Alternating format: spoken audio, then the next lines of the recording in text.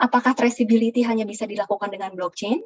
Kalau tidak, apa keuntungannya dengan blockchain traceability? Apakah Mbak Tanti pernah coba menggunakan teknologi lain selain blockchain untuk traceability? Aku ya, Mbak. Oh iya, silakan ya Mbak Baby. Ya, Mbak Baby. Kalau aku terus terang ini adalah pertama kali kita melakukannya dengan menggunakan teknologi ya. Sebelumnya traceability itu kita lebih ceritanya lebih bercerita gitu, jadi menceritakan gitu. Jadi misalnya nih kita punya kopi dari Papua gitu ya. Nah, jadi kita akan bilang oh ini adalah harvesting season tahun sekian. Jadi kita bercerita gitu. Jadi mungkin orang lebih melihat kepercayaan itu pada person siapa yang ngomong gitu. Jadi kalau kadang-kadang kalau dia lihat aku biasanya mereka ngobrol sama aku langsung gitu, mereka akan percaya oh karena aku foundernya Kopi Kecil ya kan. Tapi begitu kadang-kadang sales aku aja gitu ya, mereka langsung really gitu kan gitu ya, kayak gitu ya gitu. Jadi ya biasanya aku harus turun tangan sendiri. Oh ini loh gini, ini. Nah kami berharap sih kalau dengan menggunakan blockchain akan lebih mudah ya buat kita melakukan karena itu kan semuanya real time kan gitu.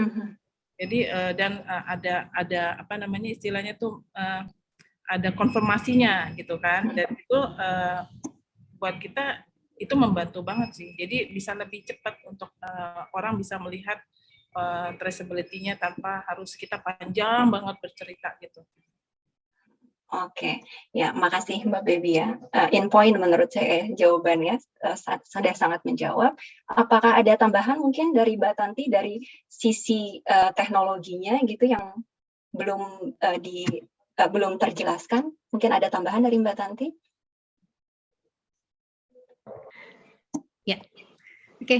Terima kasih pertanyaannya Pak Gatot. Suara saya terdengar? Terdengar Mbak. Oke.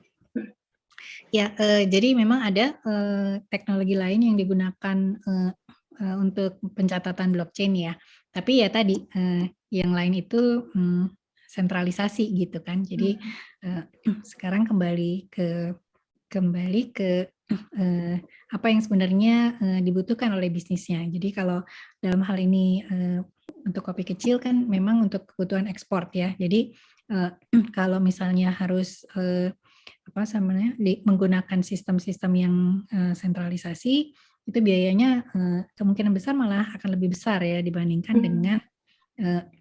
dengan cara menggunakan blockchain ini gitu, karena data yang disampaikan kepada klien itu nggak perlu dijaga security-nya. Jadi misalnya kalau misalnya servernya itu mau dibuka gitu kan untuk para partners gitu kan, berarti kan harus mengurusi security dan sebagainya, dan itu dan mempunyai server sendiri gitu ya, dan itu nggak murah gitu biayanya. Mungkin itu jawaban saya.